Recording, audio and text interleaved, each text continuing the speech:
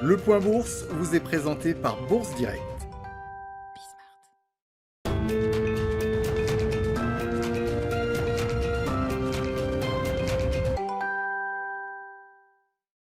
La Bourse de Paris marque une pause mais progresse tout de même légèrement à la mi-journée, une tendance partagée par le DAX aujourd'hui. Passé les annonces de vaccins à présent digérées par les marchés financiers, l'évolution de la pandémie à travers le monde et le chemin encore long jusqu'à une reprise normale de l'activité économique reviennent sur le devant de la scène. À Tokyo par exemple, la nouvelle vague à laquelle fait face le pays pèse sur le Nikkei qui perdait 1% ce matin. Tokyo a enregistré 493 cas supplémentaires en 24 heures, son niveau le plus élevé depuis le début de la pandémie. Les investisseurs sur le Nikkei redoutent d'ailleurs que la ville porte son niveau d'alerte à son maximum comme cet été. À l'approche des fêtes de fin d'année, le ralentissement des dépenses aux États-Unis pointe une nouvelle fois la nécessité d'un soutien budgétaire de la part du gouvernement. En ce sens, les démocrates du Congrès ont appelé les républicains à reprendre les discussions sur un plan de relance à l'économie.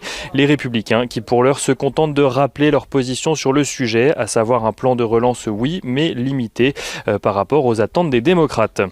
Il n'en reste pas moins que les perspectives aux États-Unis ne sont pas roses selon Jérôme Powell. Celui-ci a déclaré hier que la situation pourrait être encore difficile plusieurs mois avant de revenir à la normale, la Fed ayant notamment identifié des signes de risque baissier de l'économie, notamment en raison de l'évitement de certaines activités ou certains secteurs d'activité qui seraient plus à risque que d'autres selon la population américaine.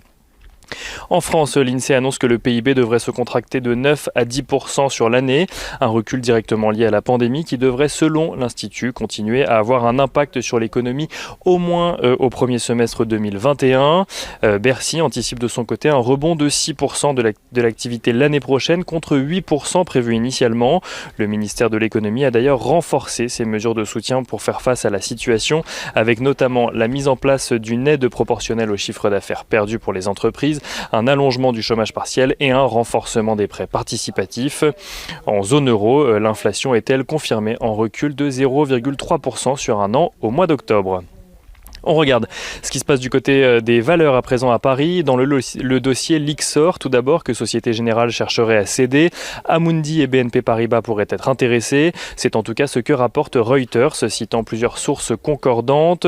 Amundi et BNP Paribas qui viennent donc se rajouter à une longue liste de potentiels candidats en France et à l'étranger.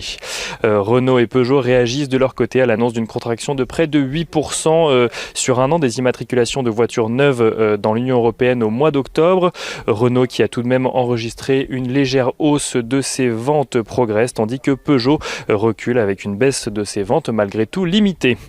Sanofi annonce de son côté que la FDA lui a accordé une procédure accélérée pour le médicament que le laboratoire développe contre la thrombocytopénine immune et Thales annonce avoir remporté un contrat à 1,5 milliard d'euros pour la fourniture de systèmes de combat à la marine allemande.